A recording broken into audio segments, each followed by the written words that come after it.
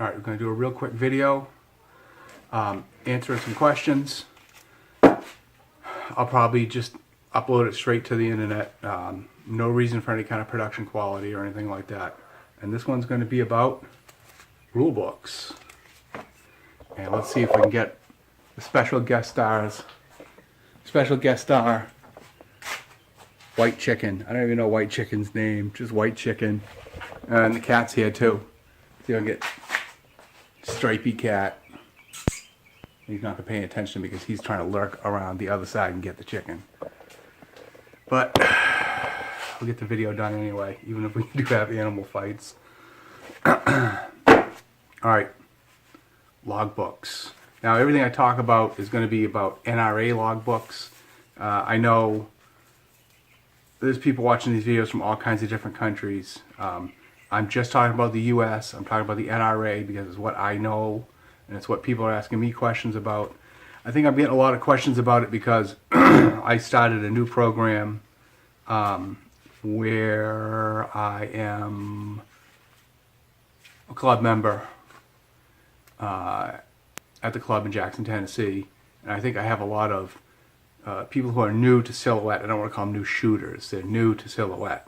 So they're used to other disciplines where they don't have to write things down on log books and keep track of their classifications and stuff like that.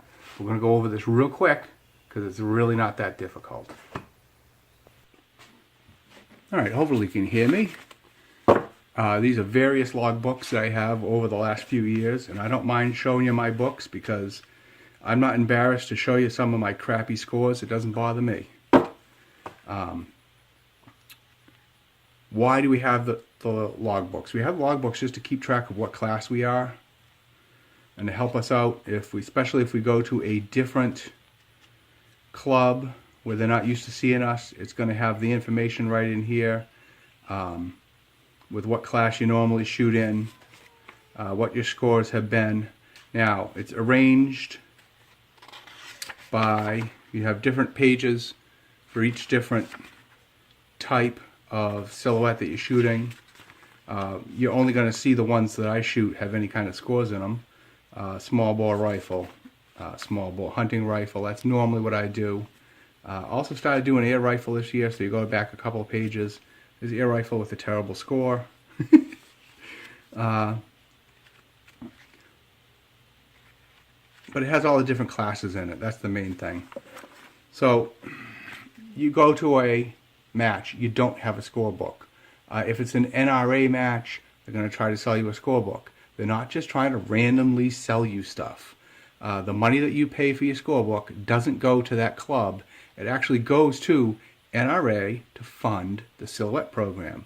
You know, there's people sitting in an office somewhere that have to keep track of all this stuff. You know, it's $13 for the book. It's not a big deal. Shell out the $13. You have your book. You're official. You're good to go. You know, I keep my scorebooks for the last several years in a plastic bag in my range box, ready to go. So if anybody has any questions, because I show up to a club that I don't normally shoot at, I've got my books. You know, there's no question about that I'm a regular shooter and what class I'm in. You can see the progression in here of from a fairly lousy shooter to a slightly less lousy shooter. Now, in the book, you're going to have your scores.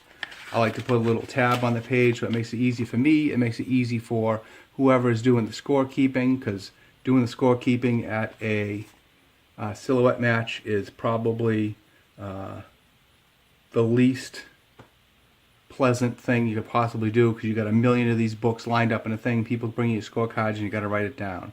So it's got the date, it's got where the match happened, it's got what your score is and where the score falls into. Now, hopefully you can see this on camera, but for each of the categories, it'll have B, A, AA, AAA, Master. Well, what the heck is that? Well, that's your classification. My classification is actually higher than the scores I've got in here because I used to shoot better. I used to shoot a lot more often. I got some slightly better scores in hunting rifle earlier this year. So that's a little better. Now, you do want to pay attention on your classifications because the scores aren't all exactly the same. Say for small bore rifle, AAA is a score of 28 to 33. Where AAA in hunter is 26 to 31. Slightly different. They handicapped it a little bit for the different types of rifle. Now, I shoot the same rifle in both classes. You think my scores would be good in both, but it fluctuates. I fluctuate. You know, you're only as good as your score is that day. These books help me where I'm trying to keep track of other things that I don't normally shoot, like some of the lever action rifle and stuff like that.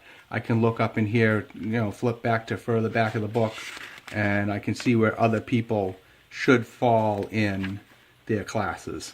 Flies are awful this year. This is a farm. You're going to have to deal with the fact that I'm swatting flies in the middle of the video.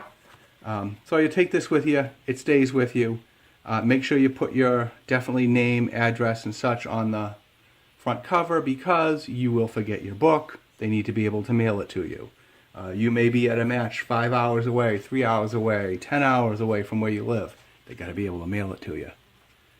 Now the other thing that you won't find in the back of this, or you will find the little chart, but I'll use this one because I actually filled it out.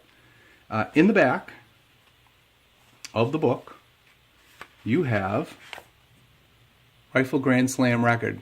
Okay, you keep track of your Grand Slams. That means you've hit 10 in a row of whatever animal.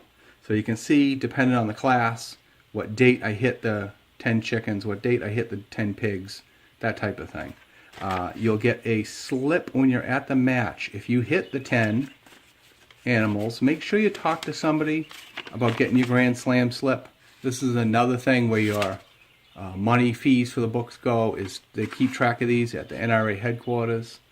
Eventually, if I ever do hit a Grand Slam, all 4 animals all the way around, I'll get a little nice Grand Slam pin to stick on something. It's nice to have. It's a nice award, I definitely shot some 10 in the rows back in a few years ago. Did not even know these slips existed. Didn't get a slip for it. That's okay. That was my fault for not knowing the rules. That's why I make these videos, so maybe you'll know some of the rules. But you get a slip for that whenever you hit your 10 in a row. Then keep a note of them on here so you know what you do have. Obviously, I got to hit some turkeys, I got to hit some rams, I got to hit some pigs and rams on this one. And that's your Grand Slam, and that pretty much takes care of rule books, not rule books, score books, log books, whatever, some people call them different things, and why we have them. Now, maybe I'll go practice.